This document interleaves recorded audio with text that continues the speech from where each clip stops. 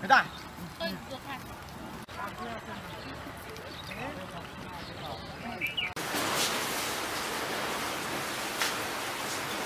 এই গরু পুষতেছি কুরবানির জন্যই।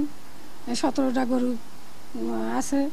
এই গরু এখন গরমে কিভাবে রাখবো, খুব একটা টেনশনে রয়েছি। কখন জানি অ্যাক্সিডেন্ট হয়ে যায়, খুব একটা চিন্তায় রয়েছি। এখন কোন পর্যায়ে গেলে আমি গরুগুলো ভালো রাখতে পারি, এই একটা চিন্তার মধ্যে আছি। কারেন্ট থাকে না, গরু ধোয়ার লাগে, না ধোয়ালে গরু হয় থাকবার পারে না। কি এখন কোন পর্যায়ে যাওয়া যায়? পানিও তো নাই, কারেন্ট না থাকলে তো পানি উঠাইতে পারি না। আর কোনো টিউবওয়েলেও পানি থাকে না। এখন কীভাবে গরুগুলো ঠিক রাখবো, এই চিন্তায় আমরা খুব দুর্বল হয়ে পড়তেছি। গরম ধরেন আমরা প্রতিদিন এই যে গরম ঠিক মতো কারেন্ট থাকে না, তারপরে হইলে আপনার আমরা হলো গিয়ে 3 থেকে 4 বার গোসল করাই। আবার কারেন্ট না থাকলে তো গোসল করানো সমস্যা। তো গরু ধরেন এমন আহি ধরে যে গরুর মুখ দিয়ে গাল দিয়ে ফেনা উঠে যায়। বিশাল আকারে গরম, মানে তাপমাত্রা প্রচুর পরিমাণে গরম পড়ছে।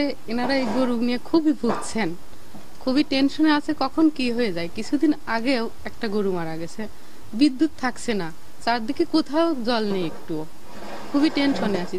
এনারা তো টেনশনে আছেই, তার সঙ্গে সঙ্গে আমরা যে পাশের বাড়ির, আমরা অনেক টেনশনে আছি। এই যে গরমে কিছুদিন আগে গরমে একটা গরু স্ট্রোক করে মারা গেছে। তারপরে পানির সমস্যা, কোনো টিউবওয়েলে পানি নাই, এদিকে কারেন্ট থাকে না, বিভিন্ন টেনশনে আছি।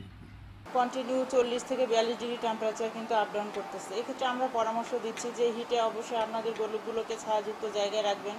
সকাল 10টা থেকে বিকাল 3টা পর্যন্ত কখনোই রোদে রাখবেন না। সকাল বিকাল গোসল করাবেন এবং শেডটা যাতে ঠান্ডা।